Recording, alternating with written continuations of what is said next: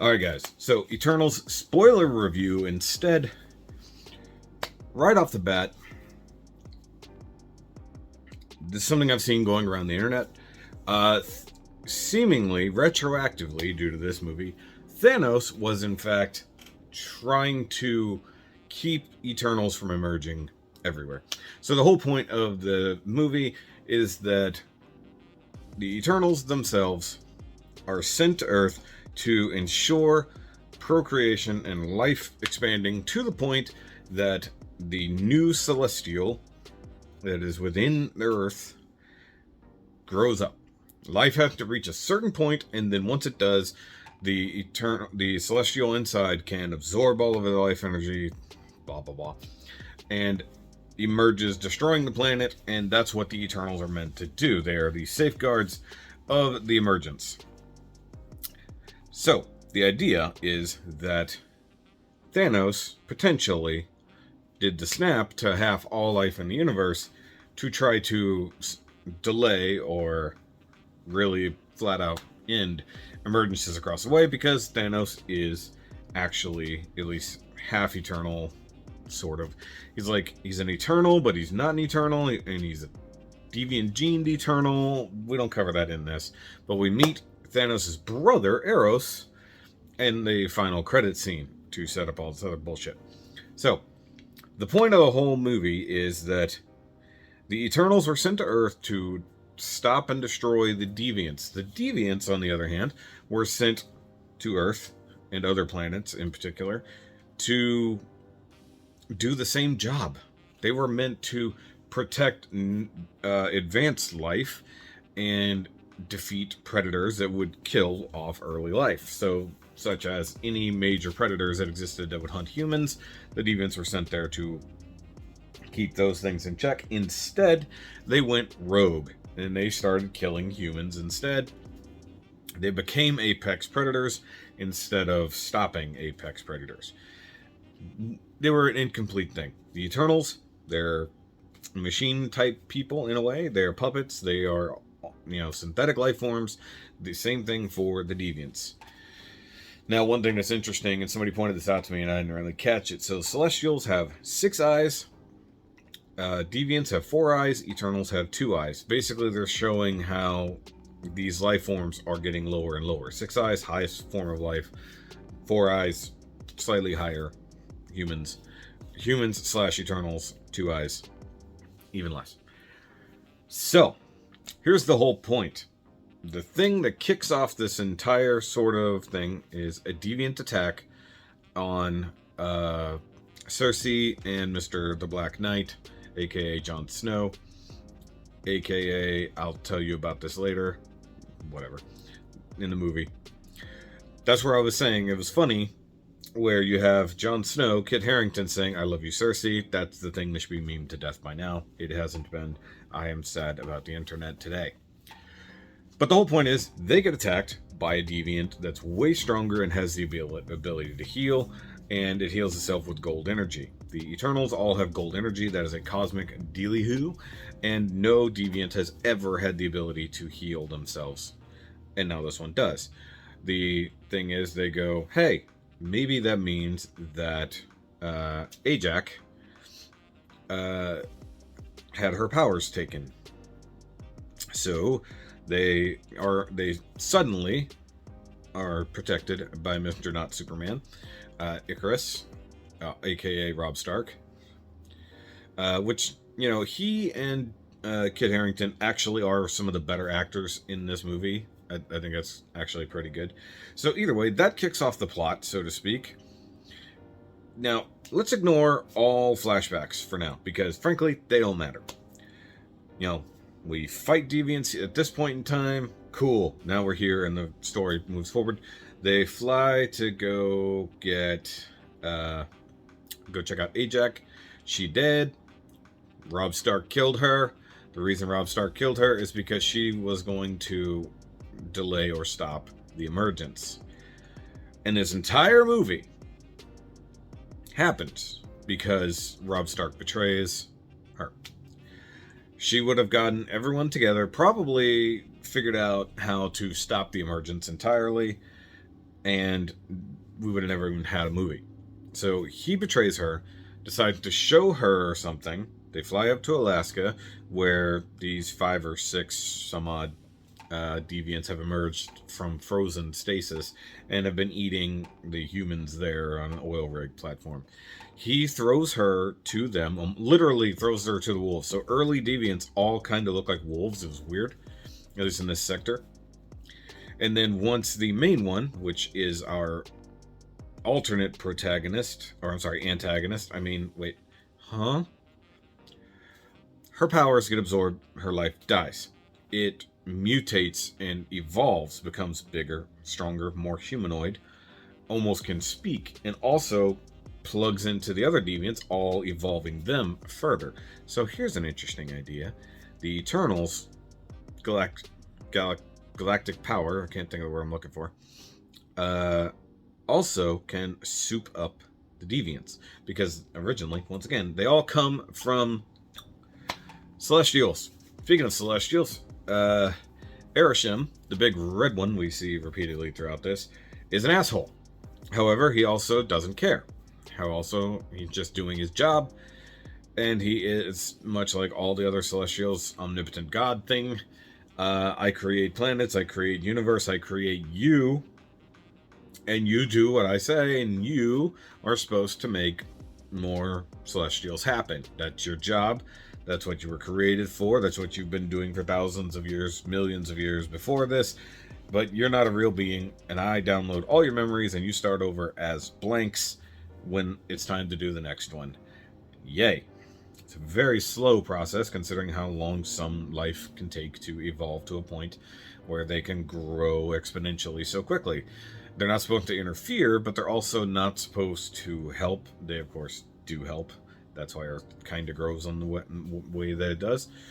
And so, here's my problem. This is something I talked about in the non-spoiler review, so I'm going to talk about it blatantly. The deviants are not needed in this movie.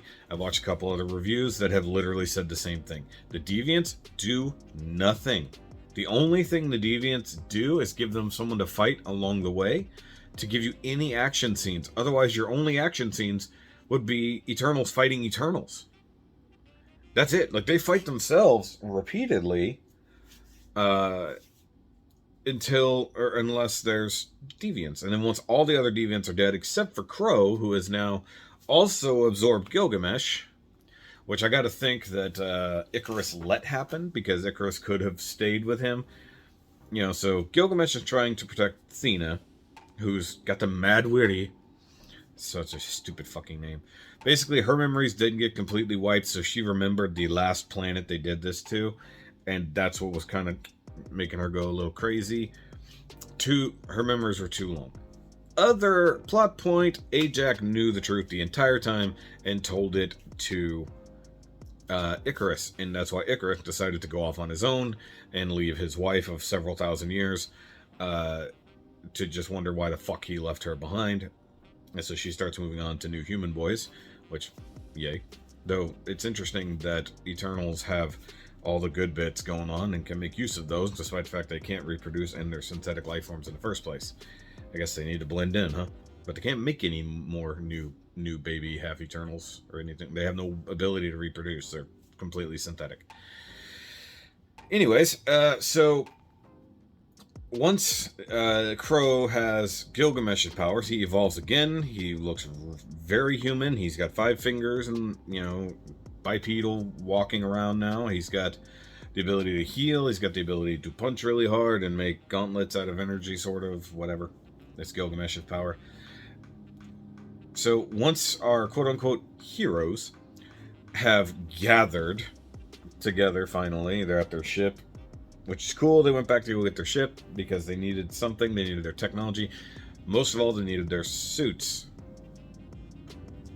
So one thing is their suits they get from the ship also helps them connect with their powers. You can tell because everything glows nicely when their suits are working. They come up with the idea to create the Unimind, which is a thing from the comics, and it's how they do kind of unify and come together to be more powerful or solve other issues or all kind of whatever. The best way to do that is to use the little ball thingy that allows them to connect to Erisham, so that's their conduit to the Celestials. We can now connect that to all of us instead of just one person, and we shall make the Unimind. And what we're going to do is we're going to use Druig's ability to control life forms to see if we can boost his power to put the new one back to sleep, which is named Tiamat.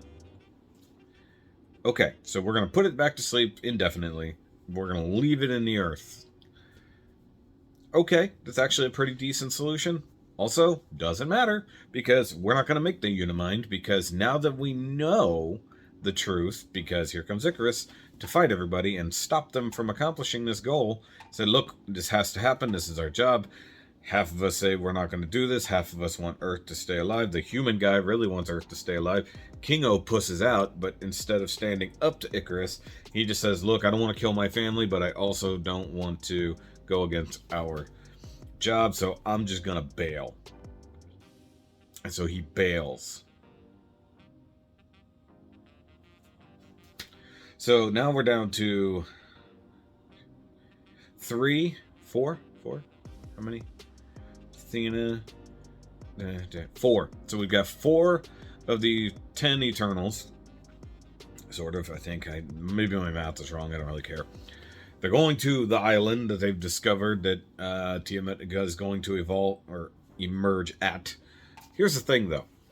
There was a point where they showed the emergence of either Tiamat or another one being born just whenever the gigantic exposition fucking dumps happen. And it shows basically once things just kick off, like, it just more or less, like, just blows the planet apart and it's just staying there. It didn't really show it as a slow, painful emergence where the world gets rocked while it's happening. No pun intended, because that's where the earthquakes came from. So what happens is they get to the island is erupting, they kind of kick off this thing, they get it to shut the fuck down for a minute, then the bad guys, the new bad guys, and old bad guys all show up at the same time. So here comes Icarus and Sprite. Nobody knows how the fuck Sprite got there, because she has to go with, or she went with Icarus because, little girl Sprite, who really has always wanted to be able to grow up and become a real girl, a real woman, has always been in love with Icarus, and Cersei used to get dicked by Icarus, so therefore she's jealous of Cersei. And while she's been living with Cersei and being her little sister and friend and all this other stuff forever, has been constantly mad at her. And now that she has the ability to side with Icarus and go with him, she does, so she betrays them. God damn it. If you followed that, that's what this movie did. I mean, it's obvious once they state it, like they state everything in this fucking movie. So Icarus shows up, trying to stop them. Cersei is pushed on with Druig. Druig gets beat into the ground by Icarus. The others, which is Athena, Mercari, and Phastos. So I guess there were 5. Once again, I can't count. I'm trying to remember how many died. How many opted out? I forgot. Okay, so now we have the Justice League versus Superman moment. So we get our Wonder Woman in Athena, doing her thing, making her energy weapons, her sword and her shield and everything like that, fighting against Asp Clown. Then we get our Cyborg, which is Phastos, creating all kinds of these machines to come out and guns to shoot at Superman. And then we also have our Flash, who's running around and beating the fuck out of Superman. In fact, she's the most effective because she keeps him effectively pinned down until he grabs her by the neck and stuff like that. But then Phastos, being the inventor, creates these energy draining rings somehow. I guess he summons them from the ship. Oh, by the way, the ship got shot down by Ass Clown Superman. How many? They're trying to figure out, like, is there somebody missing? Because I can't think. There's 10 of them total, and only 2 of them die. So I mean, there should be 8 at the end. Kingo's gone. Somebody's missing. I don't know who. Either way, too many characters, as it were. So Crow shows up to also do the thing that they're doing. For reasons. How he got there, fuck all. Who knows? He has the ability to heal, and he's super strong, so somehow that equates into can come to an island in the middle of nowhere. in theory, he can detect the Eternals and they would go after them, which is we've seen happen throughout the movie. Is that uh, the negligence? I'm just going to call them that. I know that's not their names. Just what I'm going to call them. The deviants, the negligence, because they don't matter. They follow the Eternals around, and generally speaking, they're not attacking humans. They're attacking the Eternals. They've killed some humans, but now they're just wanting revenge on the Eternals because Crow has absorbed some of the intelligence. And so because he killed Gilgamesh, Thena is all angry, decides to go fight him in a cave separate from the others. Not like we need you. We need... Hey. So we start doing the Unimind over here while we're beating down Superman over here. And it's very limited Unimind. And then also, Cersei is now the only one who can do this, which, by the way, she was always the only one who was ever going to manage this. She starts to work her magic somehow. And Sprite comes up, stabs her in the back. Well, that sucks. Now she's dead. She's not dead. And then Sprite, thinking that, you know, she's going to monologue her way into winning Icarus's cock, gets bashed over the head by Druig, who we thought was dead. We knew he wasn't dead because there wasn't a big everywhere. Or he didn't get absorbed by Crow. So here's the thing. They said that no Eternal by themselves would have the ability to stand up to a Celestial, so we needed to unite our powers and connect everything together via the Unimind, which is these rings on our arms. Weird. And when they do that, it actually does help. It does work to a degree. They did slow down Tiamat initially, and then it came back up. But if they're talking about being able to reunite or unite their powers, this is where Crow made the most sense. And I think was possibly an abandoned storyline because it becomes a red herring. Crow is killing and absorbing the Eternals out of vengeance, which makes no sense. It's like he's gaining the thoughts and memories of the ones he's killed and therefore wants revenge on the Eternals, sort of. I don't know. And he literally almost gets Athena. Or Thena, sorry, I didn't mean to throw on the A. We get that moment later too, by the way. So he nearly gets her, but instead she slices him in half. So he's got her bound up behind her. He's got the prongs in her neck and chest to absorb her energies, and she summons her swords and just slices him into a million pieces, and then he just kind of is dead. So my thoughts, once we got to this point where he's evolving, he's becoming more intelligent, he's becoming more powerful, and he's uniting all the energies, is that all of the Eternals would have to sacrifice themselves to Crow to create a Unimind within him, and then he would stop the Celestial, and then we have no Eternals. We know nothing about them ever again. There's no evidence they ever existed, and then Crow gets taken by Ereshkigal. That's what I thought may have happened. Instead, we have now killed Crow. Now, those energies that we already had from our previous two Eternals that are dead just go away. Nobody gets those powers. Nobody gets that ability. And then, as it comes down to it, we get Superman, who busts free to go stop Cersei. Cersei, who has now begun to convert Tiamat. So Tiamat is now emerging. There are gigantic fingers. So if you consider how big... See, I don't know if I have anything small enough. Like, maybe this. This might be... So say I am a Celestial, and this gun is an Eternal. So, like, something like that. Like, itty bitty. Like, imagine even smaller. Like, half of this. Like, just the tip of this gun is a human or an Eternal in the palm of my hand. So, she's trying to convert this thing. It's coming out this awesome gold color and stuff like that. I didn't even notice its head was emerging elsewhere, so they're standing in the palm by chance. And so she's starting to convert it to marble. Because basically she's an alchemist. She's Edward Elric. And that would make the the deviants, the homunculus. Interesting. Either way, so she has to stop.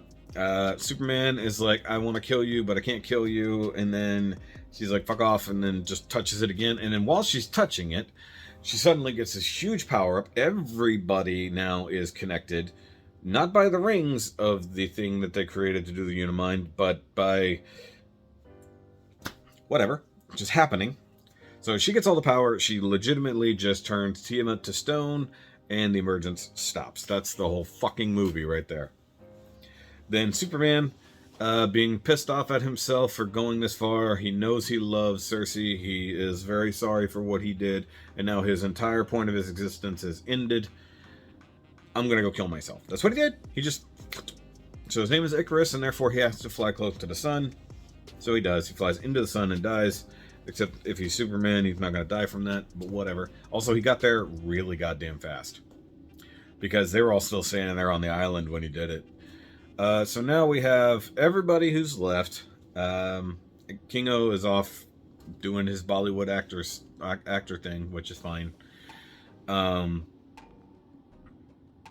Sprite doesn't want to be an Eternal anymore. Sprite wants to be a real girl. And so Cersei says, I got a little power left from the Unimind.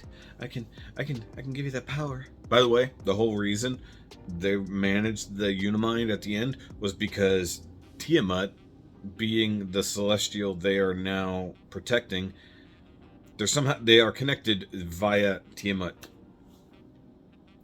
And even possibly Tiamat was on their side and said, you know what, this probably isn't a good idea. Or by their minds all being shared, it decided, you're right, this life is too precious, this planet is too precious, I'll give you the power to stop me. That's what some people have said. I don't know if that's true. At least within the movie, there's no connection that says that. They just tell you that they're connected via Tiamat's power. So, that. So everybody goes their separate ways for the most part. Fastos goes back to his family. Which he did get married, and he's got a little boy with his husband. Which, by the way, that was actually one of the funnier scenes, is when they went to go recruit him, and he's said he's not using his powers, and then they discover he's reinforced his house with his own technology, and then that's where the smashing the IKEA table scene comes from. That was actually kind of funny. So Sprite is now human. Everybody else's powers have just been nerfed. 3 of them, being Makari, Thena, and Druig, all decide to go home, quote unquote, or at least go look for Erisham or whatever. They don't have a home, by the way. Not really.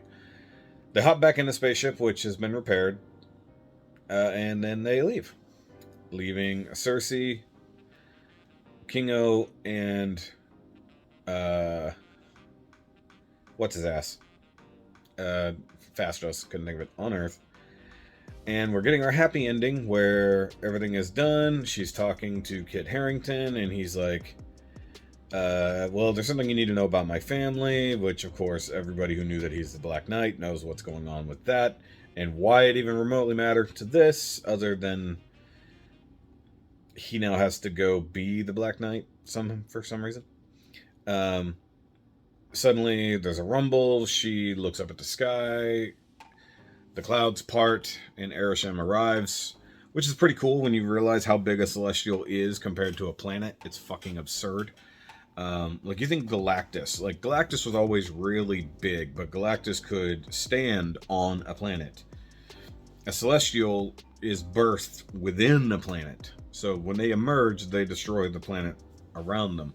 So when one shows up, it also affects gravitational pull. Everything gets a little fucked. And Erisham's like, hey, motherfuckers. And then pulls up the 3 remaining Eternals there and says, look, you stopped this emergence. I'm going to determine if that was a good idea, and if this human race was worth saving by reading your memories. And then I'm going to come back and pass my judgment. And you're like, okay. So he goes, yoink, and then black holes the fuck out. And then that's the end of the movie. First end of the movie. Second end of the movie is where the others are on the spaceship in the middle of fuck off nowhere. And they're like, well, we haven't heard from everybody in weeks. I don't know what's going on. So that's what happens when they leave and then time happens. And they don't have any way to communicate. Like, nobody's talked to us in a while. What the fuck's going on? And then alarms go off, and then weird rainbow shit happens in a hallway. And Patton Oswalt falls out of the hallway. Which, fine. Except he looks like the troll version of Ron Perlman from Harry Potter. Which, mind you, he's supposed to be like an imp or whatever. So I don't care.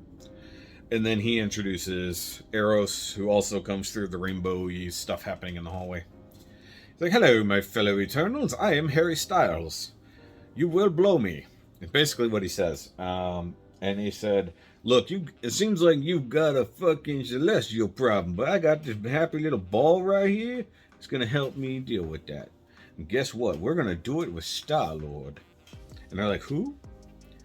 That's not what happens. But it's kind of close. So then they say, your friends have been taken. We're going to go rescue them. That's not what's going to happen.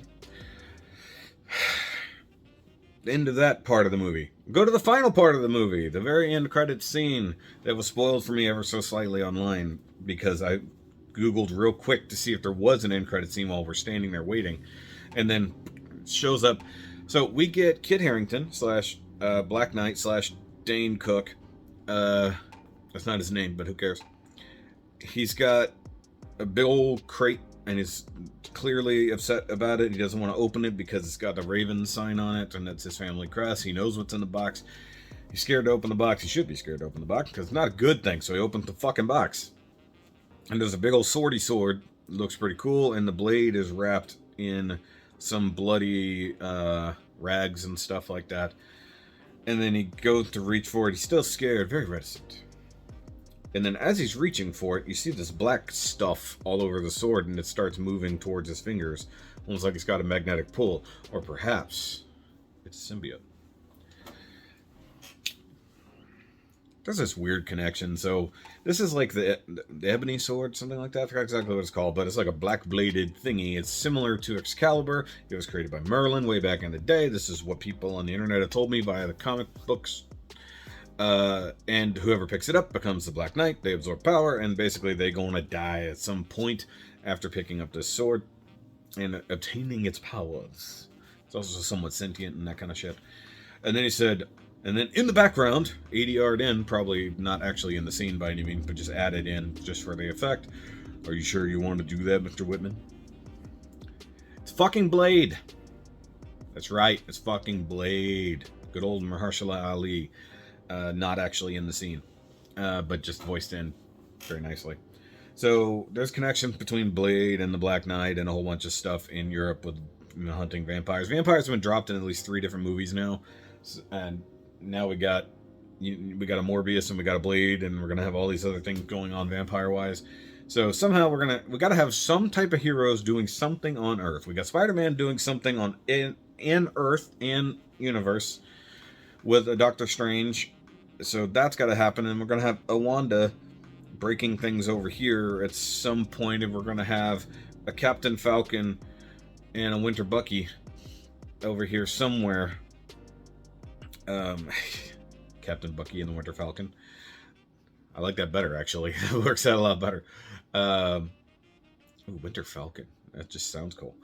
Anyways, so the next convergence is just going to be insane.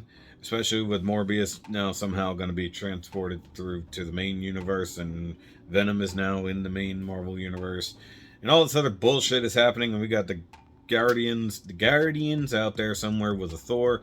We have a Thor movie coming, we have a Guardians movie coming, which are going to probably tie into the Eternals because it's all the galactic nonsense out there.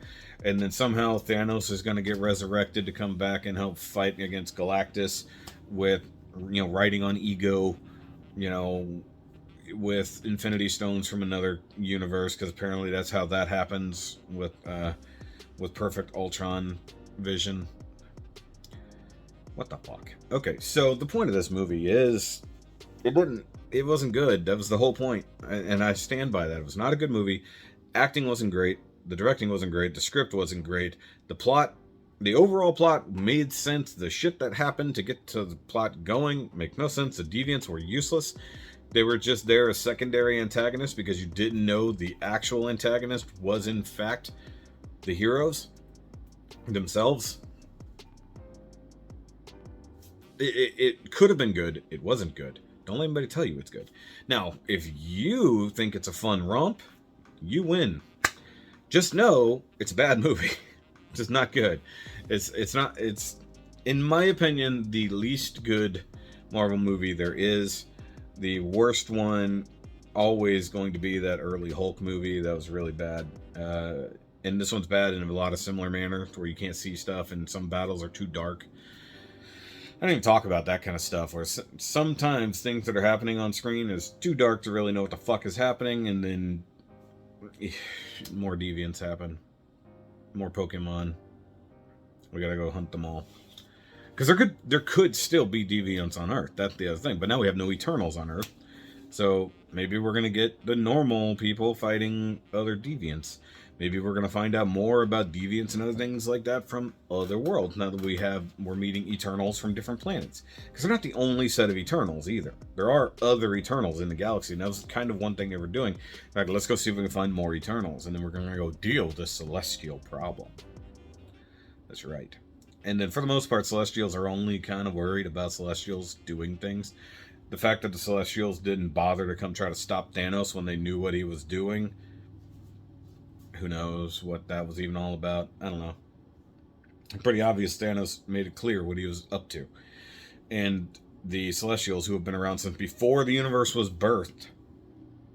You know, the ones who make planets, the ones who make life. They didn't bother to come in and go, hey, little purple dude, don't do that. Even though technically you're one of our people. So whatever Celestial was in charge of Titan failed because his Eternals all turned against him. And sided with deviants somehow. I don't know. Bad movie, not good. Spoilerific, I don't give a fuck. Now, I got comments on the other video saying that I got confused with the 5,000, 7,000 thing. Now look, I did get ever so slightly confused the first couple times between it being 5,000 BC and being 7,000 years. I mean, when in the theater, I went, oh, never mind, that's how that goes. Duh. But I swear, and the only way I'm going to find this out is if I watch the movie again, and I really don't want to watch the movie again. I swear to God, they say 5,000 years a few times. Like, I went back and rewatched and made sure that at least in that first scene where Cersei's explaining to Jon Snow how he's a Targaryen, that she said 7,000, and she does. She says we've been on Earth 7,000 years, but I swear to God, somebody says we've done this for 5,000 years. We've been together for 5,000 years. Whatever. Like, I swear to God, it happens. I can't tell you where, but I swear it does. And maybe that's just me. Or maybe it's like Cersei and Icarus hooked up, but only for so long. Well, we know they split up in the, at some point in the, like maybe 14th, 15th century. We're not exactly sure when. I forget when they said they split up. It may have even been 20th century. Basically after he learned, no, because he said he learned their purpose back when they all split up. So maybe that's when he left her. So it would have been 500 years prior, you know. But I'm not confusing 500 and 5,000. I know what centuries and millennia are. You know, I'm not an idiot. You know. So I swear it happened. Nobody else is talking about it. You know, I watched many reviews, so maybe I misconstrued one or two conversations, but I'm not confused on that and this. I swear I heard it. Maybe I'm wrong, maybe I'm right. I don't want to have to rewatch it to find out, if I'm totally honest with you. Unless I can get a bootleg. But either way, so that's it. Spoiler review out the way. This movie's still not great. The deviants don't even need to be a part of it, or they needed to be all of it. You know, making sure that the good guys were also bad guys also sucks. And also, nobody cares about the roles. Nobody has a personality except for like two of them. and none of them are good enough. And I still think Angelina Jolie is not good in this movie, despite her just basically being Angelina Jolie in this movie. So, but that's it. I'll see you guys later.